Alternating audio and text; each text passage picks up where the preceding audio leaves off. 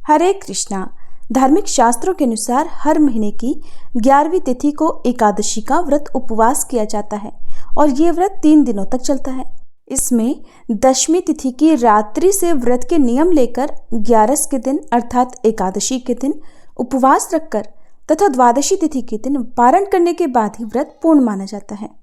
एकादशी का व्रत भगवान श्री हरि के भक्त उनसे आशीर्वाद पाने की कामना से करते हैं। वैसे तो हर एकादशी ही अपने आप में महत्वपूर्ण होती है, लेकिन चैत्र महीने के शुक्ल पक्ष की एकादशी, जिसे कामदा अर्थात फलदा एकादशी भी कहते हैं, सभी प्रकार की कामनाओं को पूर्ण करने वाली होती है।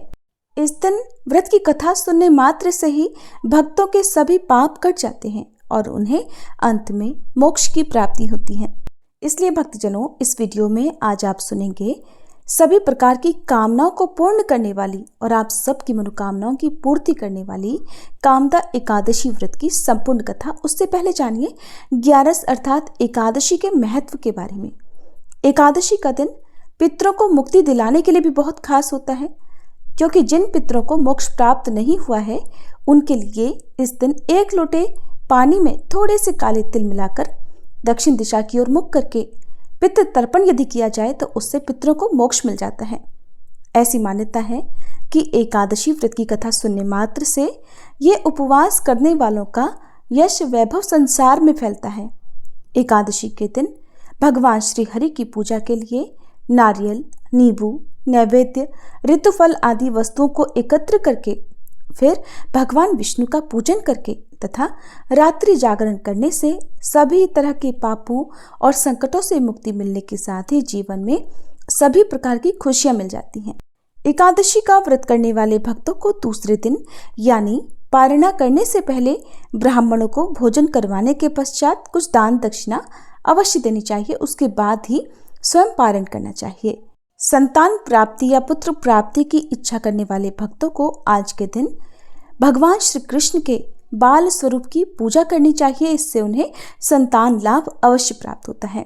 यह व्रत इतना अधिक शक्तिशाली है कि एकादशी का उपवास पूर्ण मनोयोग से करने से निसंतान दंपति को संतान सुख अवश्य ही मिलता है। अब सुनिए मोक्ष प्रदान करने वाली और सभी कामनाओं की पूर्ति करने वाली कामदा एकादशी की व्रत कथा। पद्म पुराण में वर्णित कामदा एकादशी की कथा के अनुसार एक समय धर्मराज युधिष्ठिर ने भगवान श्री कृष्ण से पूछा, हे वासुदेव, आपको नमस्कार है।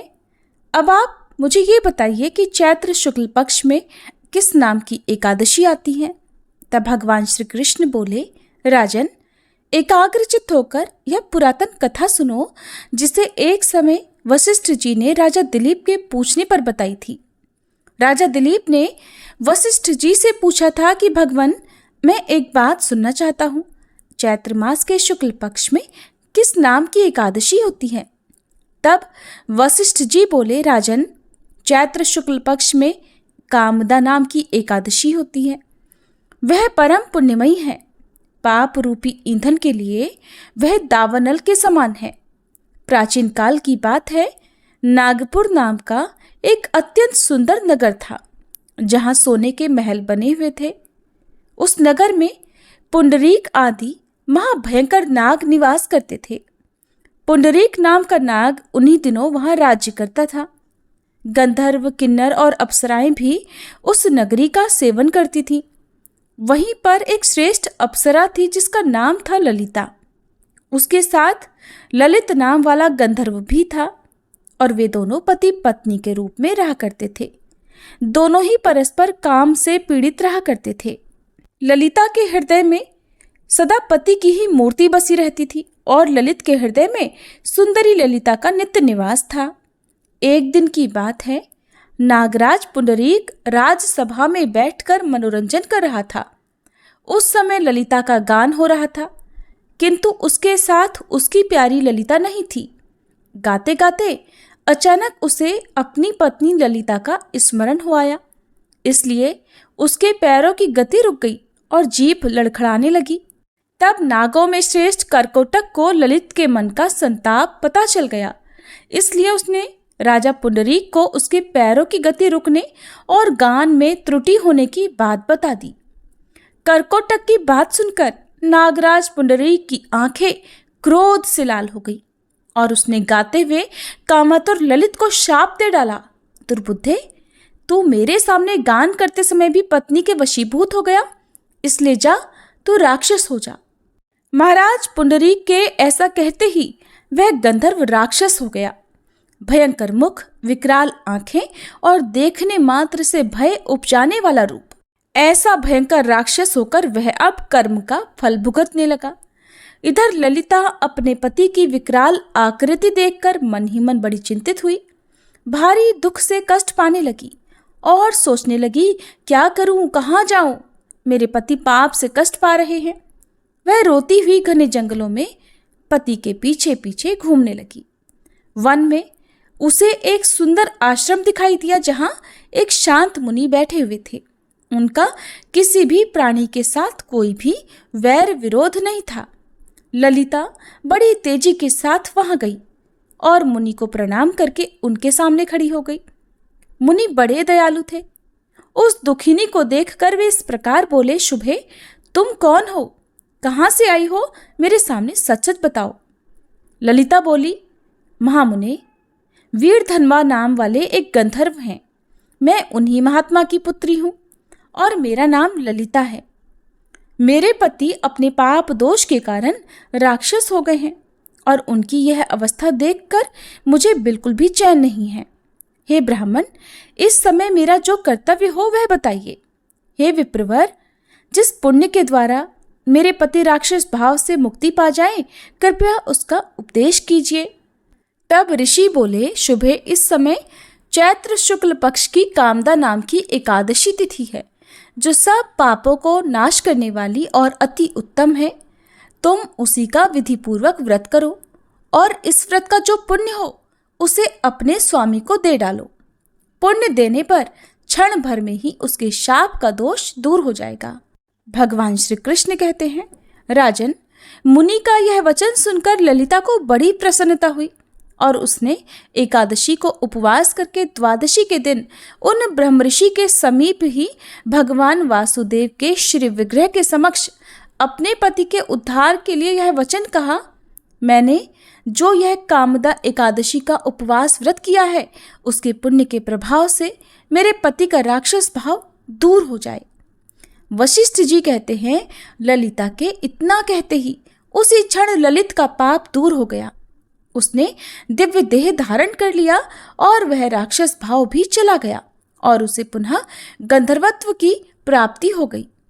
हे राजन, वे दोनों पति पत्नी कामदा के प्रभाव से पहले की अपेक्षा और भी अधिक सुंदर रूप धारण करके विमान पर आरूढ़ होकर अत्यंत शोभा पाने लगे। ये जानकर इस एकादशी के व्रत का यत्नपूर्वक पालन करना चाहिए। मैंने लोगों के हित के लिए आपके सामने इस व्रत का वर्णन किया है। कामदा एकादशी ब्रह्म हत्या आदि पापों तथा पिशाचत्व आदि दोषों का भी नाश करने वाली है। राजन, इसके पढ़ने और सुनने से वाजपेयी यज्ञ का फल मिलता है। एकादशी का व्रत ग्यारस माता अर्थात एकादशी माता की पूजा किए बिना या एकादशी माता की कथा सुने बिना अधूरा रहता है। तो अब सुनिए ग्यारस माता की कथा। श्रोताओं, एक बार एक बूढ़ी माँ ने एकादशी का उपवास रखा। बड़े ही भक्ति भाव से वह एकादशी की पूजा किया करती थी। वे बूढ़ी हो चुकी थी। उन्हें वृद्धावस्था में कोई भी ऐसी वस्तु नहीं चाहिए थी जो वे एकादशी का उपवास रखती, क्योंकि एकादशी का उपवास रखने से तो श्री हरि की कृपा से सब कुछ मिल जाता है। वो बूढ़ी माँ तो अपने बच्चों के लिए, अपने परिवार की सुख सुविधा के लिए इतना कठिन व्रत रखती थी। वे दिन भर तो बड़ा कठिन मन करके और अपनी प्यास को किसी तरह से रोके रही, क्योंकि एकादशी के व्रत में वो जल की एक बूंद भी ग्रहण नहीं करती थी। द्वादशी को ही जल पीकर वो अपने व्रत का पारणा किया करती थी। दिन भर उन्होंने किसी प्रकार अपने मन को संयमित रखा, पूजा पाठ की, व्रत की कथा पढ़ी सुनी और फिर पंडित जी को मिट्टी के एक पात्र में भरकर पानी और मौसमी फल दान में दिए। दोना भरकर शक्कर भी वितरित की। उन्हें गर्मी के कारण बड़ी बेचैनी हो रही थी। एक तो निराहार और निर्जल रहकर उपवास रखा था और ऊपर से प्यास भी अधिक सता रही थी। इस कारण उन्होंने सोचा कि चलो पानी में बैठूं, शायद थोड़ी शांति मिले। ये सोचकर वह पानी में बैठी रही, पानी से बार बार कुल्ला करती और मुंह हाथ धोती रही। तब कहीं जाकर उन्हें थोड़ा बहुत चैन मिला। एक तो धूप तेज की पड़ रही थी, इस कारण बार बार बूढ़ी माँ का मुंह सूखा जा रहा था। बूढ़ी माँ बड़ी बेचैन हो रही थी। एक तो बुढ़ापा, दूसरा यह भयंकर गर्मी। बुढ़ापे की तो स्थिति ही कुछ ऐसी होती है, बड़ी मुश्किल से धीरज बंध पाता है। अब किसी प्रकार रो धोकर दिन कट पाया। अब बूढ़ी माँ के सामने पहाड़ सी लंबी रात थी, जिसका कट पाना बड़ा ही मुश्किल दिखाई दे रहा था। चारपाई पर पड़ी हुई बूढ़ी माँ को किसी प्रकार भी शांति नहीं मिल रही थी। बार बार प्यास के मारे गला सूख रहा था और वे इस प्रकार बेचैन होकर करवटें बदलती जा रही थी। कई बार उठकर वे घर के बाहर जाती, फिर अंदर आ जाती। ना उन्हें घर के अंदर शांति मिल रही थी, ना बाहर।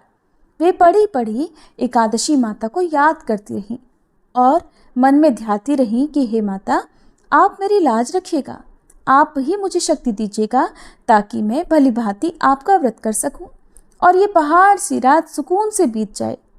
प्यास के कारण बूढ़ी माँ की बेचैनी तो बढ़ ही रही थी। उन्होंने धैर्य रखने का बहुत प्रयास किया, लेकिन आखिरकार उनकी सहनशीलता की सीमा टूट गई और वे घबराकर प्यास के मारे एकदम चिल्ला पड़ी, बचाओ बचाओ। बूढ़ी माँ का चिल्लाना सुनकर उनके परिवार के सभी सदस्य उनके आसपास इकट्ठा हो गए और बूढ़ी माँ की चारपाई के पास पहुंच गए। सब बोले, अम्मा जी क्या हुआ, आपको क्यों चिल्ला रही हो? और जब आपसे व्रत नहीं रखा जाता तो इस बुढ़ापे में इतना कठिन व्रत क्यों कर रही हो? अम्मा जी, अगर शरीर में ताकत है तभी तो भक्ति हो पाएगी, आप पानी पी लीजिए। बूढ़ी माँ अपने परिवारजनों से बोली, मेरे तो प्यास के मारे प्राण ही निकले जा रहे हैं, जरा जल्दी से मेरी छाती पर ठंडे पानी का घड़ा तो रख दो। नातियों ने दौड़कर दादी की छाती पर ठंडे पानी का बर्तन रख दिया। तब कहीं जाकर उन्हें थोड़ा बहुत सुकून मिला और जब सुकून मिला तो थोड़ी देर के लिए उन्होंने अपनी आंखें बंद कर ली। इधर एकादशी माता सोचने लगी, ये है तो बूढ़ी माँ, लेकिन बड़े नियम से मेरा व्रत रखती हैं, चलकर इनकी परीक्षा लेनी चाहिए। ऐसा विचार कर एकादशी माता आधी रात को मुर्गा बनकर कुकड़ू कू करने लगी। मुर्गे की टेर सुनकर बूढ़ी माँ जल्दी से उठी और बाहर जाकर आसमान की ओर निहारा, लेकिन आसमान में तो कहीं भी उन्हें सुबह का तारा दिखाई ही नहीं दिया। अब वे सोचने लगी कि फिर यह मुर्गा भला क्यों और कैसे बोल गया। एक तो उन्हें प्यास लग रही थी, अब थोड़ा बहुत उनका मन भी बेचैन होने लगा। आखिरकार उन्होंने ये दृढ़ निश्चय किया कि अब तो मैं इस व्रत को पूरा करके ही छोड़ूंगी, फिर चाहे व्रत पूरा होने तक मेरे प्राण ही क्यों ना निकल जाएं। मन में ऐसा पक्का निश्चय कर वह वापस चारपाई पर आकर लेट गई। थोड़ी ही देर के बाद एकादशी माता ने उनकी फिर से परीक्षा लेनी चाहिए, तो वह एक छोटी सी कन्या का रूप धरकर गिलास में मीठा पानी लेकर उनके सिरहाने खड़ी हो गई और जोर से बोली, दादी जी सवेरा हो गया है, आप हाथ मुंह धोकर शरबत पी लीजिए। पहले तो शरबत का भरा हुआ गिलास देखकर बूढ़ी माँ का मन ललचाने लगा। प्यास के मारे गला जो सूख रहा था, किंतु अचानक उन्हें याद आया कि उनका तो एकादशी का उपवास है। फिर उन्होंने सोचा कि अभी तो वे किसी भी तरह से ये शरबत नहीं पी सकती और फिर वे चुपचाप वापस अपनी चारपाई पर लेट गईं। जैसे ही उनकी आंख लगी तभी उन्हें एहसास हुआ कि मानो किसी ने उन्हें पानी से भरे हुए कुएं में पटक दिया हो। वे बहुत देर तक उस कुएं में हाथ पांव चलाती रहीं, लेकिन इस बीच उन्होंने अपने मुंह में पानी की एक बूंद भी नहीं जाने दी, क्योंकि उनका एकादशी का उपवास जो था और वे पक्के निश्चय के साथ अपना व्रत पालन करती रही। थोड़ी ही देर में उन्हें ऐसा लगा मानो सामने आग जल रही हो। आग के कारण बड़ी भारी गर्मी लगने लगी। प्यास के मारे उनके प्राण निकलने लगे, लेकिन इतना सब होने के बाद भी बूढ़ी माँ ने पानी की एक बूंद भी नहीं पी। वे तो बस चारपाई पर बैठी बैठी एकादशी माता का ध्यान करती रही। अब सवेरा होने में बस कुछ ही समय है, ये जानकर वे बड़ी तसल्ली के साथ इधर उधर घूमने लगी। एकादशी माता अब तक ये बात अच्छी तरह से समझ गई कि इन बूढ़ी माँ को किसी भी प्रकार से अपने व्रत से नहीं टाला जा सकता। वे उनके सत्यव्रत को भली भांति समझ गई थी। अब सवेरा हो गया तो बूढ़ी माँ ने स्नान किया, भगवान श्री हरि का पूजन किया, फिर एकादशी माता की कथा सुनी, ब्राह्मणों को दक्षिणा देकर भोजन कराया, तब कहीं जाकर उन्होंने जल ग्रहण किया। कन्याओं को भोजन कराने के बाद बूढ़ी माँ ने फिर स्वयं भोजन किया और उस श्रेष्ठ व्रत के प्रभाव से बूढ़ी अम्मा की आयु में वृद्धि हो गई, उनकी आयु बढ़ गई। उनका घर परिवार हरा भरा हो गया।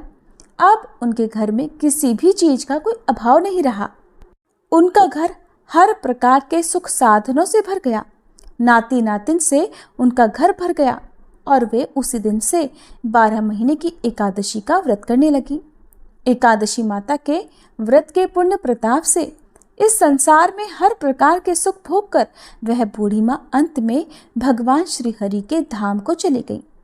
जैसे एकादशी माता ने उन बूढ़ी माँ को और उनके परिवार को हरा भरा किया, वैसे ही हे एकादशी माता, हम सभी की मनोकामनाएं पूर्ण कीजिएगा।